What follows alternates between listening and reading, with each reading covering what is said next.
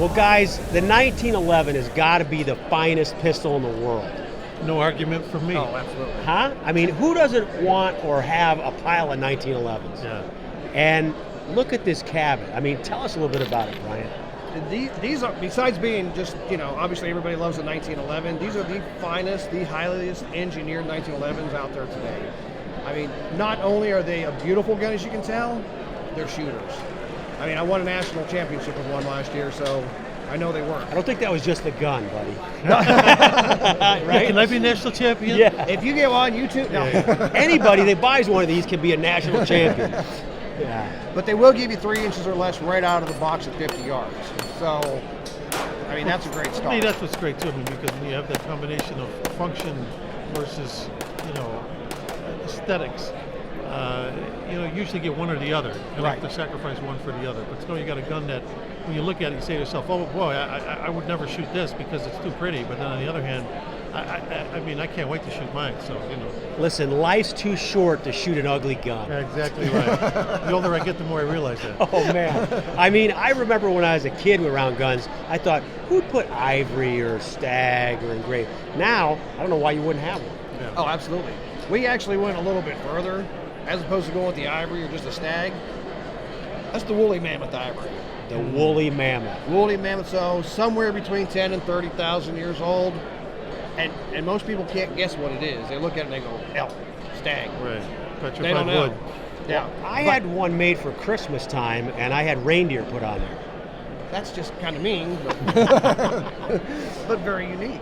Well, listen, Joe, tell us about this gun. How did this get inspired? And, I mean, the bluing is blinding. I know. So when I walked up, I thought it was like a nova of the sun in this part of the hall here. But yeah, I'm so flattered and proud to have this gun with my name inscribed on it and to be part of the whole lexicon of Cabot Arms here.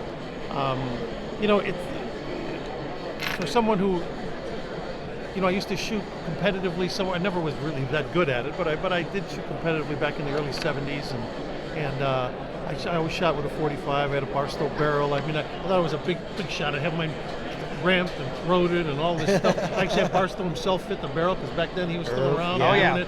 So I mean, but yet I probably only had a couple $100 invested in the gun, and yet I still have it. And I mean, I just love shooting it. I love the caliber. I've always loved 45. I mean, currently on the show that I do, my series, I carry a 45.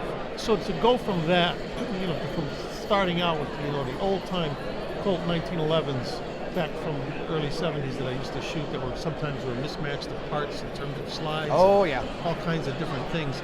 To now have a gun with my name on it, that to me helps. Man, it's beautiful. You guys put it together right. I myself am just sitting here.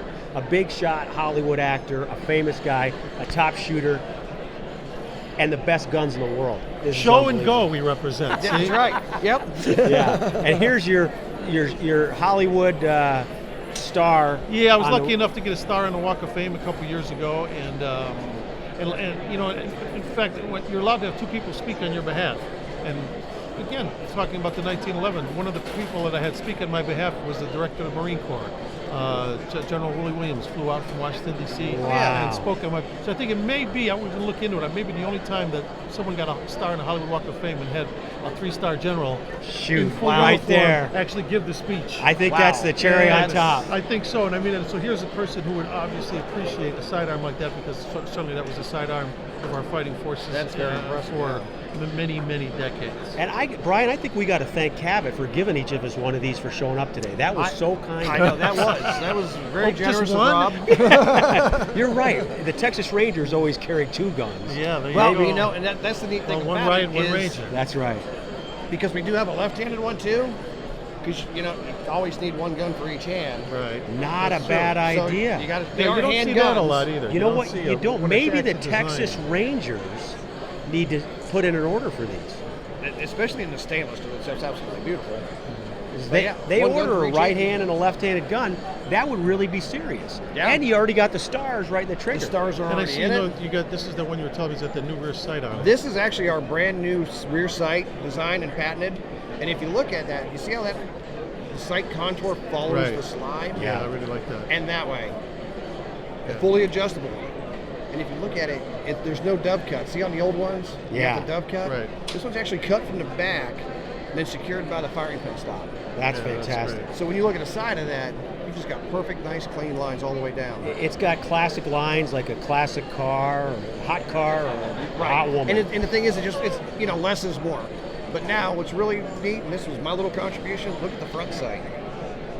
Oh yeah, you got it. Oh yeah, Oh yeah. If you don't see the little line, yeah. you ain't Right. looking at the front sight. Right. That's right. So instead of, what I would do is when I'm shooting iron sights competitively, I'd take out my pocket knife and instead Right. of doing that to such a You beautiful don't have to gun, score it anymore. they actually did it. Right. So it's in there, so if you don't see that line, you're not looking at the front sight. Well, there's a lot more than just building a gun that goes into a Cabot firearm. I mean, these guys really built something. Made in America, made in Pennsylvania. They're bringing back the steel mill with this thing, aren't they? I mean, Pretty much. and that They certify that all the ore that goes into the steel's mined here in the U.S., everything 100% American made. well, listen, in America, this is one of the areas where we've been lacking. We're not building things anymore. We're not making traditional stuff. We're not making heirloom quality things that Right. last families forever.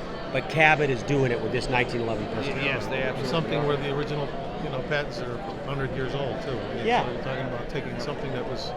No, If it ain't broke, don't fix it. Just Yeah. improve it. We just That's made, right. you know what, John Moses Browning, he made it right.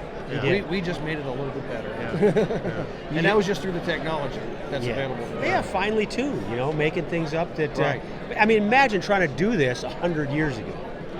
Yeah. That'd be tough. That would be really hard. They didn't have the computer-aided machinery that's Yeah. available today. Yeah, the tolerances on it. Yeah, really the takes- time that would have takes gone it in to a do whole this, thing. by hand. Oh, I mean, the time that goes into it already, for even on the CNC machines, 30 hours into a sliding frame.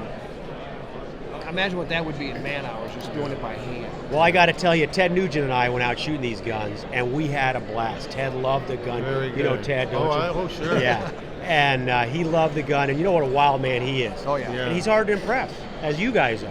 You guys been around and done it, and I just appreciate what Cabot's done with this. It's just, it's truly American. That's It what's is. really nice too, because I mean, obviously there's a lot of great foreign stuff being made, and there's especially in terms of firearms. And you got companies like Beretta that are, the oldest corporation in the world. Yeah. So, I mean, you have in this world you have foreign companies that have a tradition in great firearms, and it would be such a shame if especially with you're talking about industries that have the history of companies like Colt and Smith and Wesson and all that. And of course, somebody relatively new like Ruger who make fine firearms. It's nice to see somebody like Cabot step up and join that. Oh yeah, step up and do group. it. All American made, and just I really almost that whole glass ceiling thing, because there's nobody in the U.S. making a 1911 this good. Oh man, as a production gun, this is it. I mean, Yeah. it looks like a custom gun, but it's a production gun, Yeah. and that's epic. So I'm pretty proud of them. I think they're great guns, and any American would be proud to pass this down to their children. Absolutely. So.